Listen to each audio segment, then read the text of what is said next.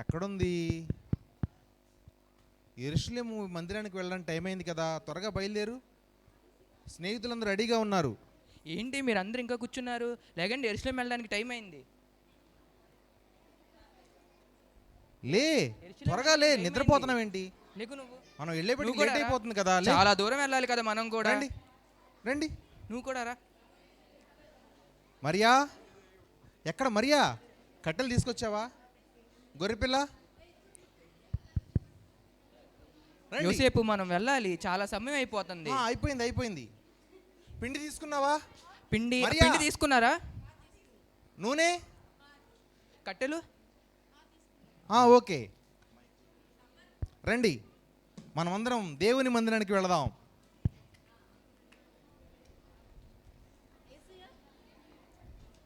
ఇంతకీ కుమారుడేడి? యేసు, యేసు, పదండి.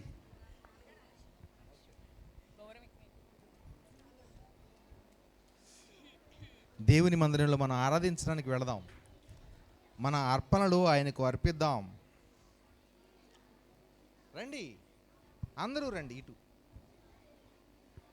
అటు కొంతమంది రండి, ఇక్కడ మోకరిద్దాం. రండి.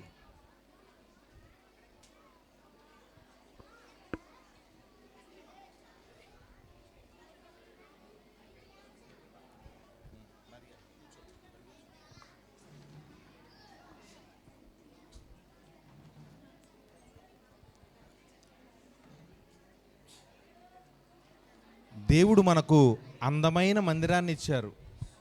సొలొమోను ద్వారా ఇచ్చిన మందిరం ఎంత బాగుందో కదా. నిజంగా ఈ మందిరంలో మనం అందరం ఆరాధించడం దేవుడు మనకిచ్చిన గొప్ప భాగ్యం. అందరం ఆరాధిద్దాం.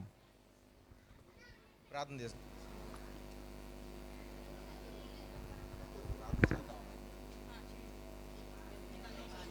దేవా యెహోవా, ఈ సొలొమోను మందిరము ద్వారా మీ సన్నిధిలోకి చేరి మిమ్మల్ని ఆరాధించే భాగ్యాన్ని ఇచ్చినందుకు వందనాలయ్యా. ప్రతి సంవత్సరము మీ సన్నిధికి వచ్చి మిమ్మల్ని ఆరాధించడానికి మాకు ఈ యొక్క శ్రేష్టమైన సమయాన్ని ఇస్తూ ఉన్నారు. వందనాలు. మీరు గొప్ప దేవుడు నాయన. మా పితరుల వారిని అబ్రహాము, ఇస్సాకు, యాకోబు దేవుడిగా ఉండి నడిపిస్తూ మమ్మల్ని కాచి కాపాడుతూ భద్రపరుస్తూ ఉన్నందుకు మీకు వందనాలు. దేవా, మీరు మమ్మల్ని రక్షించినందుకు వందనాలు. క్షేమంగా ఉంచినందుకు వందనాలు. ఇచ్చిన ఈ యొక్క పాడి పంటలను బట్టి మీకు వందనాలు అయ్యా. మీకే మహిమ కలుగునుగాక. ఆమేన్, ఆమేన్.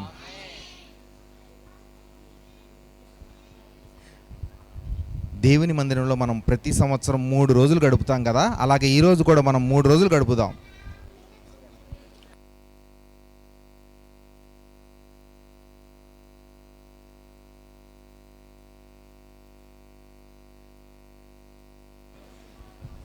అరే, 3 రోజులు దేవుని మందిరంలో అలాగే గడిచిపోయింది. లేవండి, సమయం అయిపోయింది. వెళదాం. మనం తిరిగి వెళ్ళవలసిన సమయం అయింది. లేవండి, అందరూ లేవండి. మరియా, యేసెక్కడా? ఇక్కడే ప్రతి సంవత్సరం వస్తాంగా, పిల్లలతో ఆడుకుంటూ ఉంటాడు. సరే, ఈ గుంపులో ఎక్కడో ఉండే ఉంటాడులే. సరే రా, వెళదాం.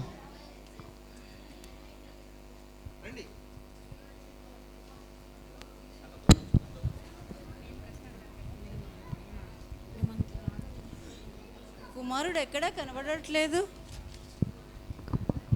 ఈ గుంపులోనే ఎక్కడో ఉండుంటాడు. పద, నేను చూస్తాను. సమాధానకర్త, నీతిమంతుడు, బలవంతుడైన దేవుడు జన్మిస్తారని ప్రవక్తల గ్రంథంలో ఒక ప్రవచనం ఉంది కదా. యేసు కనపడడం లేదు. ఆ ప్రవచనం ఎక్కడుంది? మన కుమారుడు తప్పిపోయాడు.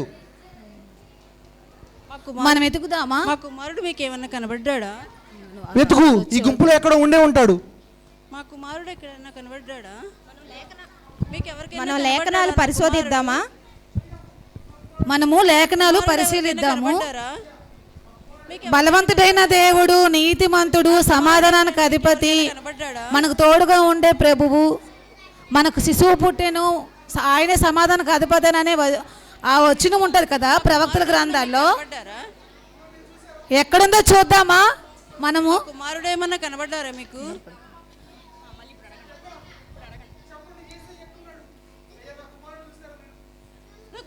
కనబడ్డారా? ఒకసారి మీరు కూడా పరిశీలించండి. ఈ గుంపులో ఎక్కడ కనపడటం లేదు మరియా. ఎవరు తెలియదని చెప్తున్నారు. ఏం చేయాలి? ఒకసారి మందిరానికి వెళ్దారా? ఏలయనగా మనకి శిశువు పుట్టెను, సమాధానకర్త, బలవంతుడైన దేవుడు, నీతిమంతుడని పేరుంది కదా. ఆ ప్రవచనం ప్రవక్తల గ్రంథాల్లో ఎక్కడుందో ఒకసారి నాకు అర్థం కావట్లేదు, తెలియట్లేదు. ఒకసారి మనం పరిశీలిద్దామా? మనం చూద్దాం ఒకసారి. యెషయా గ్రంథం 9వ అధ్యాయం 6వ వచనంలో ఉంది. మీరు ఎప్పుడూ చదవలేదా? అవును, నిజమే, ఇతను చెప్పింది కరెక్ట్, నిజమే. ఏలయనగా మనకి కుమారుని అనుగ్రహించబడును. ఏమిటి బోధకుల మధ్యలో కూర్చొని తర్కిస్తూ ఉన్నారు? ఇది ఖచ్చితంగా నిజంగా చెప్పారు ఈయన. ఇతడు వడ్లవాడు కుమారుడు కదా. ఇతనికి జ్ఞానం ఎలా వచ్చింది? కుమారుడా, ఇక్కడ ఉన్నావేంటి?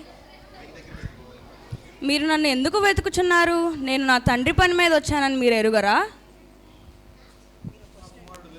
నా కుమారుడు దొరికాడు.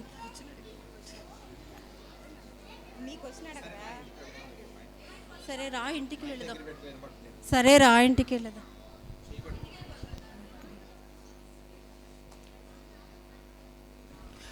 నా కుమారుడు దొరికాడు. దేవుని మందిరంలో బోధకుల మధ్య తను మాట్లాడుతూ ఉన్నాడు. ఆ రోజు నుంచి 12 ఏళ్ల వయసు నుంచి మేము ఏం చెప్పినా చేస్తూనే ఉన్నాడు యేసయ్య. ఆయన 30 ఏళ్ళు వచ్చే వరకు నాకు సహాయకుడిగా ఉన్నాడు. నాకు చాలా సంతోషంగా ఉంది.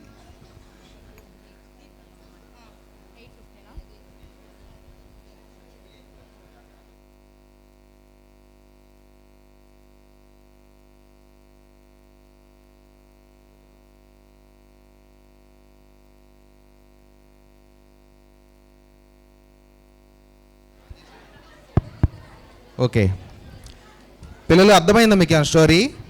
చెప్పండి, ఏం జరిగింది? యేసయ్య వారి అమ్మ నాన్న ఎవరు? యోసేపు మరియలతో కలిసి దేవుని మందిరానికి వెళ్ళారు. మందిరంలో ప్రతి సంవత్సరం వాళ్ళు వెళ్ళి దేవుణ్ణి ఆరాధించడం వాళ్ళకి అలవాటు. అలా ఆరాధిస్తున్న క్రమంలో యేసయ్య అక్కడ వారి మధ్యలో తప్పిపోయారనుకొని చాలా కంగారు పడిపోయి యోసేపు మరియ మొత్తం వెతికారు. కానీ ఆయన ఎక్కడున్నారు? దేవుని మందిరంలో దేవుని మాటలు వింటూ వారిని ప్రశ్నిస్తూ బోధకుల్ని ఎన్నో ప్రశ్నలు అడుగుతూ మరి వారితో తర్కిస్తూ కనబడ్డాడు. అక్కడున్న బోధకులందరూ ఏమనుకున్నారు? అబ్బా ఏంటి, ఇతను యోసేపు కుమారుడు కదా, ఇంత జ్ఞానం ఎక్కడి నుండి వచ్చింది? బాయ్స్,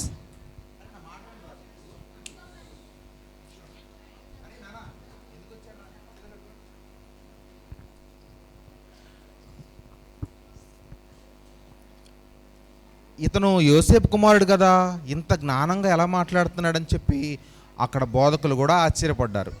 అయితే వారి తల్లి వచ్చి అడిగినప్పుడు ఏం చెప్పారు యేసయ్య? నేను నా తండ్రి పని మీద ఉన్నానని మీకు తెలియదా? మీరు ఎందుకు వెతుకుతున్నారు నన్ను అన్నాడు కదా. అలాగే ఆ రోజు నుంచి 30 ఏళ్ళు వచ్చే వరకు వాళ్ళ అమ్మా నాన్న చెప్పిన మాట వింటూ చక్కగా తండ్రికి సహాయం చేస్తూ యేసయ్య తన జీవనాన్ని గడిపారు. పిల్లలు, మనం కూడా ఏం చేయాలి? దేవుని మందిరంలో ఉన్న గొప్పతనాన్ని ఎన్ని రోజులు గడిపారు తెలుసా? 3 రోజులు గడిపాడంట యేసయ్య దేవుని మందిరంలో. ఎన్ని రోజులు? సంవత్సరంలో వాళ్ళు మామూలుగా వెళితే వెళ్ళి వచ్చేస్తారు, కానీ యేసయ్య అక్కడ 3 రోజులు అలాగే ఉండిపోయాడు. దేవుని మందిరంలో ఏముంటుంది తెలుసా? ఆనందం. దేవుని సన్నిధిలో దేవుని వాక్యం ఉంటుంది, ఆనందం ఉంటుంది. దేవుని మందిరంలో చక్కగా దేవుని వాక్యం దొరుకుతుంది మనకి. కాబట్టి మనం కూడా ఏం చేయాలి? ప్రతిరోజు ప్రార్థన చేయడం. దేవుని మందిరానికి ఎందుకు రావాలి మనం? ఆయన సన్నిధిలో ఉన్న ఆనందం కొరకు, దేవుని వాక్యం కొరకు రావాలి. మనమందరము ప్రార్థన చేసుకోవడం కోసం ఆయన దగ్గరికి రావాలి. అర్థమైందా? రైట్ అన్న, మరి ఈరోజు మనం విలియం కేరీ స్టోరీ ఈరోజు నేర్చుకోవాలిగా. అవును కదా. ఇంతకీ విలియం కేరీ ఏం చేశాడు నిన్న చెప్పారు కదా అక్క వాళ్ళు? మిషనరీ స్టోరీ విన్నారా? ఏం చెప్పారు? ఎవరు చెప్పారు చెప్పండి ఫస్ట్. ఏ అక్క చెప్పింది నిన్న? శాంతక్క చెప్పింది కదా. ఏం చెప్పింది? విలియం కేరీ గురించి ఏం చెప్పారు?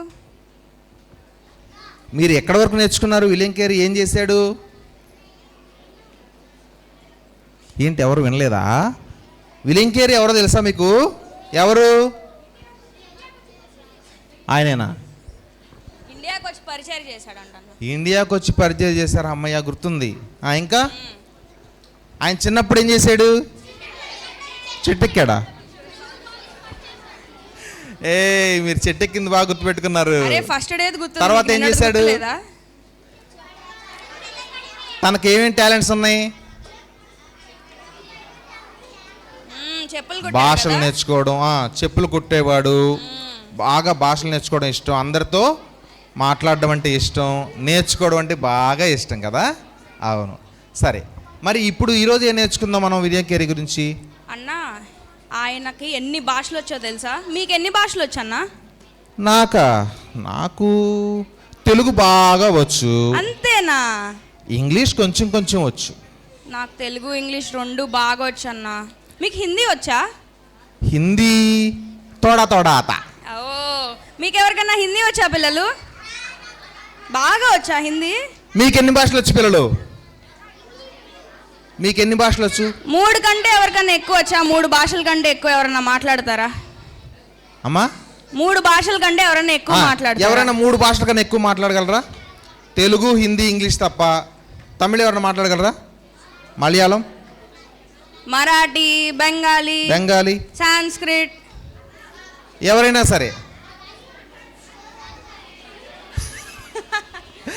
ఆహా, మీకు మాట్లాడడం వచ్చు కానీ మేము అర్థం చేసుకోలేమా? అలా కాదు, మాట్లాడితే అర్థం అవ్వాలి. కానీ విలియం కేరీకి ఎన్ని భాషలు వచ్చో తెలుసా పిల్లలు మీకు? గెస్ట్ చేస్తారు ఎవరన్నా? విలియం కేరీకి ఎన్ని భాషలు వచ్చి అంటారు? 22 అంటన్నా. 30 అంటక్క. 30? వీళ్ళు ఫిక్స్ అయిపోయారు. 28 అంట. 14. ఓకే, 22 అంట. ఏమీ కాదు. నేను చెప్పనా? కరెక్ట్ ఆన్సర్ చెప్పనా? నేను ఒకసారి వినాలి. మీరు అనుకున్న దానికంటే చాలా ఎక్కువ భాషలు వచ్చు విలియం కేరీకి. ఎన్ని వచ్చా నేను నీకు చెప్తాను, కానీ దానికి ముందు ఆయన ఎలా నేర్చుకున్నాడో చెప్పాలి కదా. అవును, ఎలా నేర్చుకున్నాడో తెలియాలిగా మనకి. విలియం కేరీ గారంట బెంగాలీలో బైబిల్ని అనువాదం చేస్తున్నాడంట, అంటే ట్రాన్స్లేట్ చేస్తున్నాడు. ఓకేనా? బైబిల్ అసలు ఫస్ట్ ఏ లాంగ్వేజ్లో ఉందో తెలుసా? ఏ భాషలో ఉంది బైబిల్? తెలుగునా? గ్రీకా? తెలుగా? హీబ్రూ భాషలో ఉంది. ఓకేనా? మనకి హీబ్రూ ఎవరికి రాదు కదా. సో విలియం కేరీ గారు ఏం చేశారో తెలుసా? ఇంగ్లాండ్ నుంచి ఇండియా వచ్చి, ఎలా వచ్చారు? ఫస్ట్ డే చెప్పానా? షిప్లో వచ్చారా? ఫ్లైట్లో వచ్చారా? సరే, ఎలా అయినా వచ్చారు కదా. ఇండియా వచ్చి మన భాషలన్నీ నేర్చుకొని, ముఖ్యమైన భాషలు అంటే ఎక్కువ మంది ఏ భాషలు మాట్లాడతారో ఆ భాషలు నేర్చుకున్నాడు. ఎలా నేర్చుకున్నారు చెప్పనా? విలియం కేరీకి ఒక ఫ్రెండ్ ఉన్నారంట. చాలా మంది ఫ్రెండ్స్ ఉన్నారు. మా ఇద్దరిలాగా. అయితే ఆయన ఏం చేశారో తెలుసా? ఆయన ఒక బోర్డింగ్ స్కూల్ పెట్టారంట. బోర్డింగ్ స్కూల్ అంటే ఏంటో తెలుసా? నాకు తెలుసు. మనం రోజు వెళ్ళే స్కూల్స్ లాగా కాదు. అక్కడ చాలా కఠినమైన శిక్షణ ఇస్తారు. అల్లరి చేయనివ్వరు, మనలాగా గోల్ చేయనివ్వరు, చదువుకోకపోతే కొడతారు, చాలా పనిష్మెంట్స్ ఉంటాయి. అలాంటి బోర్డింగ్ స్కూల్ ఒకటి విలియం కేరీ గారి ఫ్రెండ్స్ స్టార్ట్ చేశారంట. దాంట్లో అన్ని భాషలు వచ్చిన టీచర్స్ ఉన్నారంట. విలియం కేరీ భాషలు ఎలా నేర్చుకున్నారు ఇప్పుడు మీకు అర్థమైందా? ఆ టీచర్స్ అందరూ నేర్పించుంటారు. Correct answer. విలియం కేరీ ఆ బోర్డింగ్ స్కూల్లో ఉన్న టీచర్స్ అందరితో పనిచేసి వాళ్ళ దగ్గర రకరకాల భాషలని నేర్చుకున్నారంట. అప్పుడు ఏం చేశారు తెలుసా? భాషలు నేర్చేసుకున్నారు కదా, ఇప్పుడు ఏం మిగిలింది? బైబిల్ని అనువాదించడం. అంటే మరాఠీలో, బెంగాలీలో, తెలుగు, హిందీ, సాంస్క్రిట్, అలా చాలా భాషల్లో అనువాదం చేశాడంట. ఓహో, అంటే ఆయన నేర్చుకొని దాన్ని మరలా బైబిల్ తర్జుమా చేయడానికి వాడాడనమాట. అవునన్నా. ఓకే. ఇప్పుడు విలియం కేరీ అనువాదం చేశాడు అనుకోండి, విలియం కేరీ దగ్గర ఉంటుంది ఆ బైబిల్, మరి అందరికి ఇవ్వాలంటే ఏం చేయాలి? అవును కదా, మరి అందరికి ఎలా ఇస్తాడు అతను? ఇప్పుడు ఈ విలియం కేరీ దగ్గర ఉన్న ఒక్క బుక్ అందరికి ఇస్తే సరిపోద్దా? ఏ పిల్లలు, ఒక్క పుస్తకం అందరం పంచుకోగలం మనం? మరి ఏం చేయాలి? మరి ఏం చేయాలి అప్పుడు? ఈ బుక్ ని ఏం చేయాలి? ప్రింట్ చేయాలి కదా. జిరాక్స్ తీయాలా? ఆ టైంలో జిరాక్స్ మిషన్ ఎక్కడుందన్నా? లేదు కదా. విలియం ఏంటి కేరీ ఇంతమందికి ఒక్కడే రాయగలడా? రాయలేడు కదా.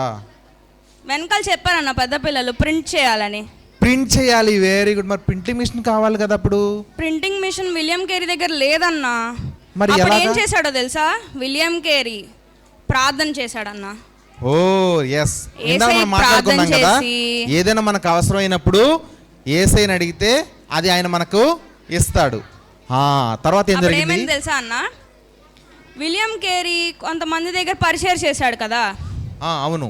ఇంగ్లాండ్ నుంచి కొంతమంది వచ్చారు కదా. అవును. వాళ్ళ ఫ్రెండ్స్ లో ఒక క్రిస్టియన్ ఒక ప్రింటింగ్ మెషిన్ ఒకటి ఉందన్న. అది అమ్మకానికి పెట్టారంట. ఓకే. ఆ ఫ్రెండ్ దాన్ని కొని విలియం కేరీకి గిఫ్ట్ ఇచ్చాడు.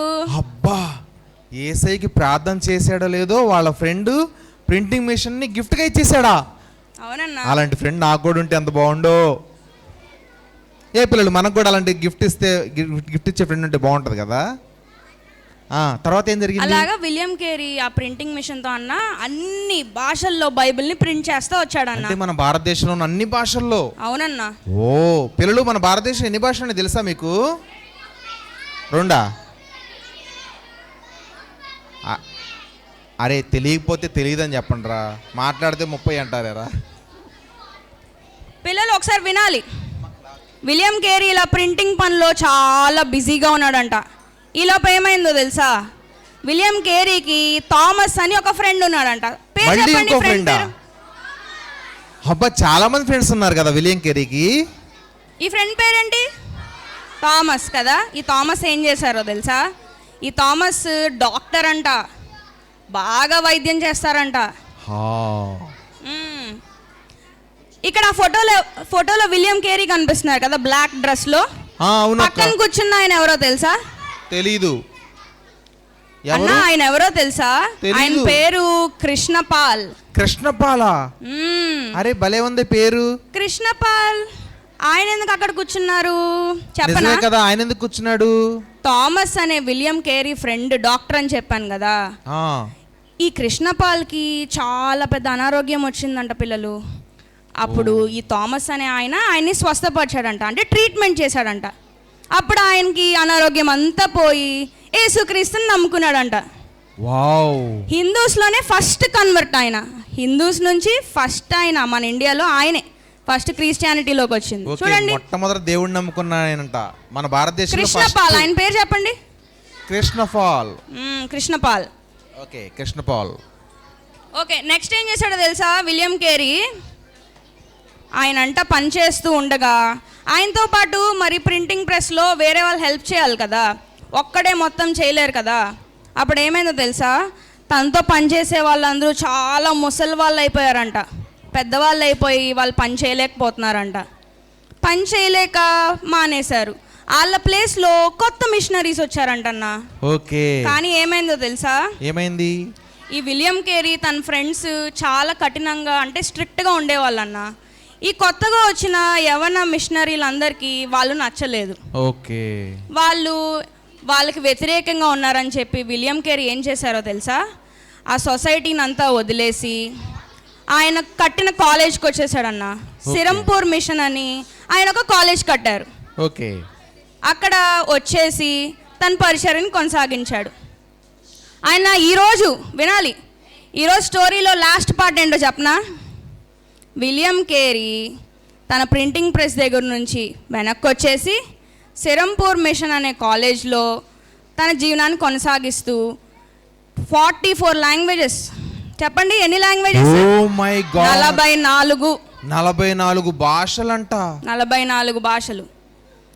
ఆయన చనిపోయే ముందు 44 భాషల్లో ఎలా అయినా బైబిల్ని ప్రింట్ చేయాలని గట్టిగా కోరుకున్నాడంట. వావ్, గ్రేట్ కదా. విలియం కేరీ చాలా గ్రేటా కాదా? మనకి మా అయితే 3 భాషలు సరిగ్గా మాట్లాడడం కూడా రాదు. మనం మాట్లాడే తెలుగు భాష కూడా సరిగా మనం రాయలేం, అవునా? స్పెల్లింగ్ మిస్టేక్స్ రాస్తాం. కానీ అన్ని భాషల్లో ఎలా నేర్చుకున్నాడు, నేర్చుకుంది ఎలాగా? విలియం కేరీకి పట్టుదల ఎక్కువ అన్నా. నిజమే కదా, చిన్నప్పుడు మనం నేర్చుకున్నాం కదా, పట్టుదల ఏదైనా అనుకుంటే సాధించే వరకు నిద్రపోడు. మనం కూడా అంతే కదా పిల్లలు, మనం కూడా అంతేనా? చాలామంది గోల్స్ పెట్టుకుంటారు కదా, నేను డాక్టర్ అవుతా అంటారు, కానీ ఆ గోలు రీచ్ అవ్వలేరు. కారణం ఏంటి? పట్టుదల ఉండదు. నేను ఐపీఎస్ అవుతా, ఐఏఎస్ అవుతా అంటారు. అందరు రీచ్ అవుతారా? ఎందుకు అవ్వలేరు? వాళ్ళకు పట్టుదల లేదు కాబట్టి. కానీ విలియం కేరీ చాలా పట్టుదల గల వ్యక్తి. 44 భాషలా, నాకు భలే ఆశ్చర్యంగా ఉంది. నేను నా జీవితంలో 3 భాషలు పూర్తిగా నేర్చుకోగలుగుతానో లేదో. మనకి 4 కూడా రావన్నా. అవును, కానీ విలియం కేరీకి 44.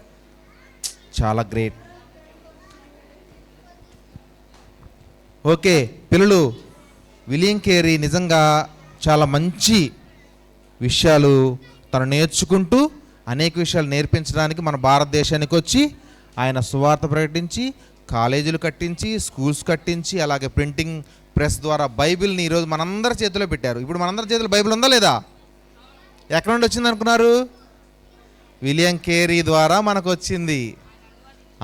ఆయన దాన్ని అనువాదించారనమాట. హెబ్రీ నుండి గ్రీక్ నుండి ఇంగ్లీష్ నుండి మనకు ఎన్ని భాషలు నేర్చుకుంటేనో అది జరిగింది కదా. మరి మనం కూడా ఏం చేయాలి? అలా మన చేతికి వచ్చిన బైబిల్ని పక్కన పడేయాలా? వారానికి ఒకసారి బూజు దులపాలా? ప్రతిరోజు చదువుకోవాలని కదా. విలియం కేరీ ఎందుకు ఇంత కష్టపడ్డాడు? ఎలా అయినా సరే పిల్లలందరూ ఇక్కడ భారతదేశంలో అందరూ కూడా బైబిల్ చదవాలి అని. మరి ఆ కష్టపడినందుకు మనం ఏం చేయాలి? బైబిల్ చదవాలా లేదా? ఎంతమంది దగ్గర బైబిల్స్ ఉన్నాయి? బైబిల్స్ ఎంతమంది దగ్గర ఉన్నాయి? ఏంటి ఇంకా లేని వాళ్ళు ఉన్నారా? లేని వాళ్ళు ఉంటే చెప్పండి, మేము బైబిల్స్ ఇస్తాం లాస్ట్ డే. లేని వాళ్ళు నా దగ్గరికి వస్తే లాస్ట్ డే నేను బైబిల్ ఇస్తాను. ఉన్న వాళ్ళందరూ చదువుతున్నారా? ఈరోజు చదివారా వాక్యం? చూసారా? చదవట్లేదు, దించేశారు చేతులు సగం మంది. అది ఎందు మన దగ్గర ఉండి కూడా చాలామంది చదవట్లేదు. మీరందరూ గ్రోయింగ్ లీడర్స్లా అవ్వరా? మన థీమ్ ఏంటి? వర్ధిల్లుచున్న నాయకులు. మరి వర్ధిల్లాలంటే ఏం చేయాలి? బైబిల్ చదవాలి కదా, దేవుని మాటలు వినాలా లేదా, ప్రార్థన చేయాలా లేదా? సరే, ఇప్పుడు గర్ల్స్లోంచి మేము ప్రార్థన చేస్తాం, మీరు గర్ల్స్లోంచి